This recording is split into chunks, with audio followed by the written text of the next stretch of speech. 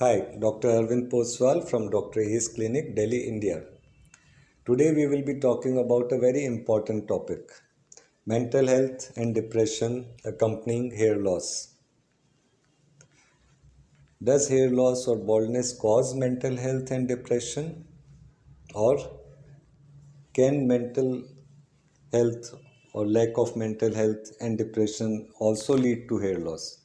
So this is connected viciously.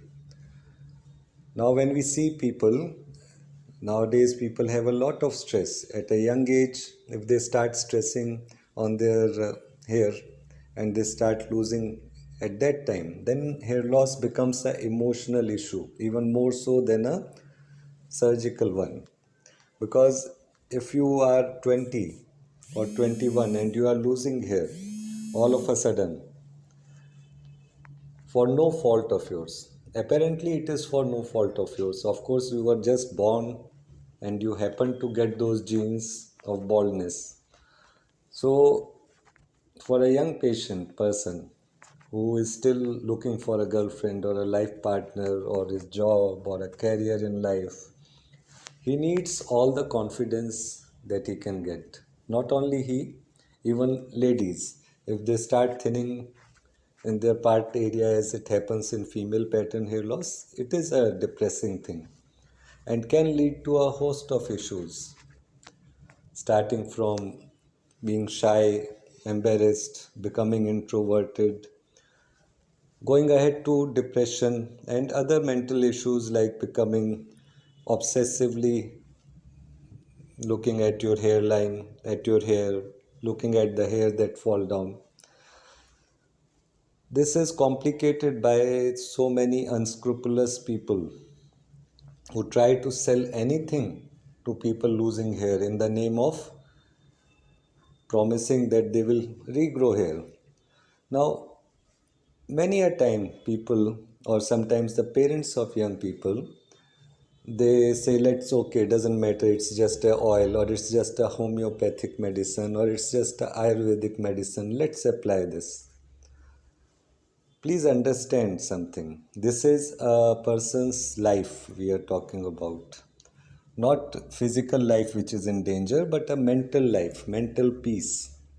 So if you push them on this way of treatments which thousands and thousands of people have seen that they will not substantially give any benefit, and during that period the patient may actually keep on losing hair, so that even if we could have helped him in any way, that time 1 or 2 years have passed.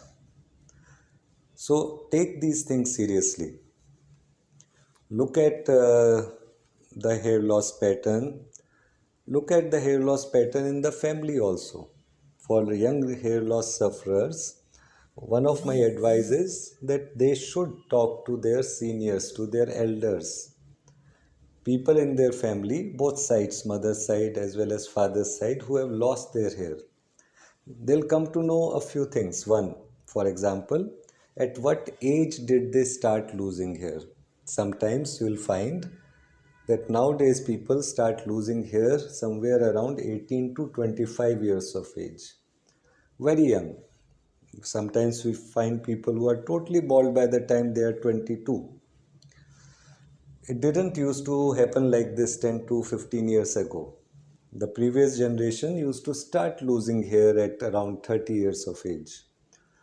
So when you are talking to your elders, your uncles, grandparents, and they say, yes, we also experienced hair loss, but it was at a much later age.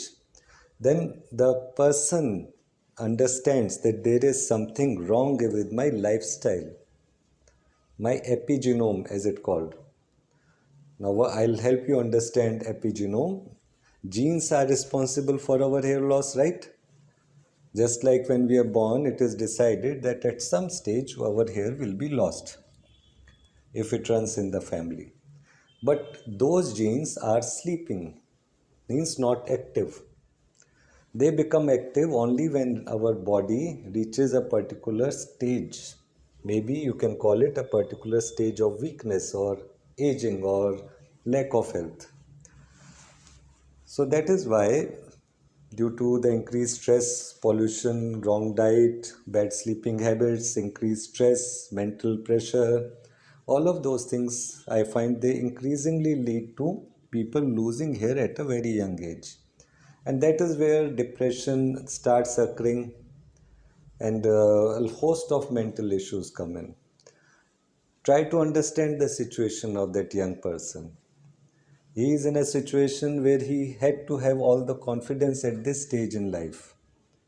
And for no fault of his, no real fault of his, he has been given genes which are causing hair loss.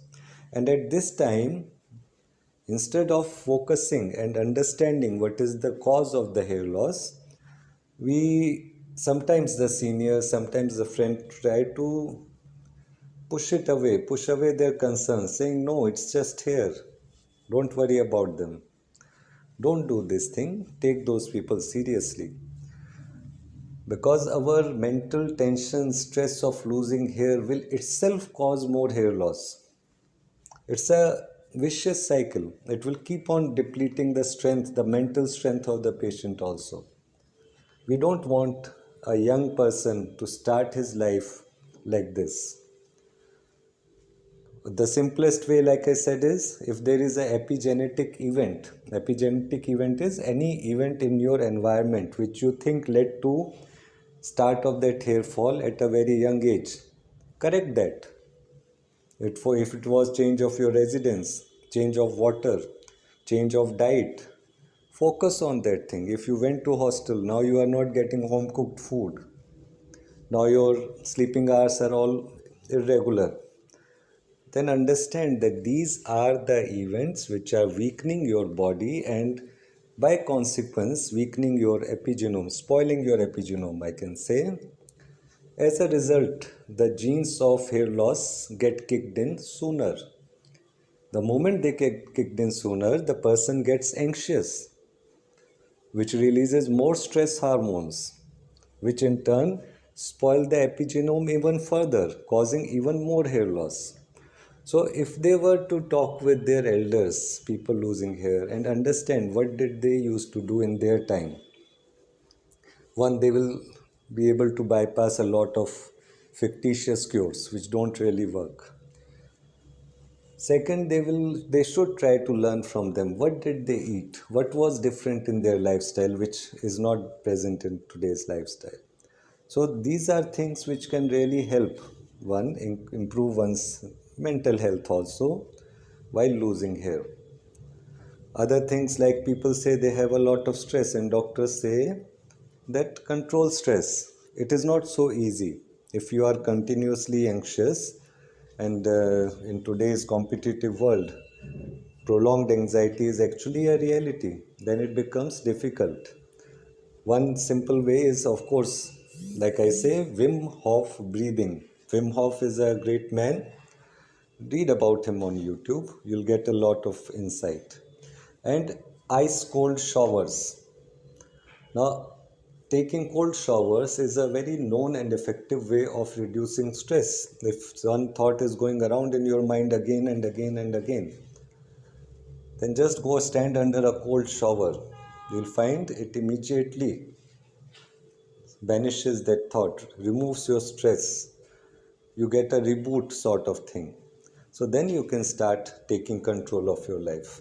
Of course, it goes without saying that if you have a medical condition or you are very weak, then you just don't straight away go and stand under a shower. You take care of those things.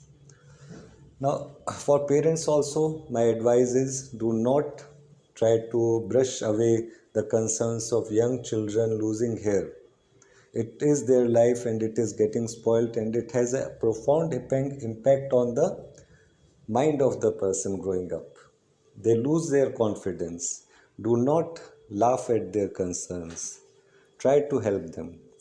We have some very advanced methods also, like microneedling, which the patient can do at home also.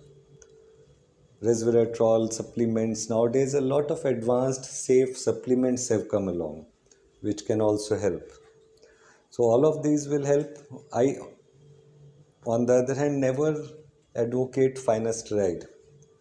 And many patients ask me why I do not advocate finasteride for hair loss. It's a medicine with serious side effects. One of the side effects actually being, apart from impotence, actually being depression. So I don't want to compound the problem, especially given the fact that these medicines, DHT inhibitors, have not shown to work in every person or even most of the people. If that were the case, then you wouldn't be finding bald doctors. We never have dearth of medicines. We get free samples also. Still you see bald doctors. So there must be something which is happening there. Look into it. And always go for healthy options and support your young children. If they are losing hair, they need your guidance, your help, your support. And I hope if you have any requirement of my help, please do not hesitate in contacting me. I hope I can help you out, and I hope what I said today helps you. Please do share and subscribe this video, like this video also. It helps a lot in its dissemination.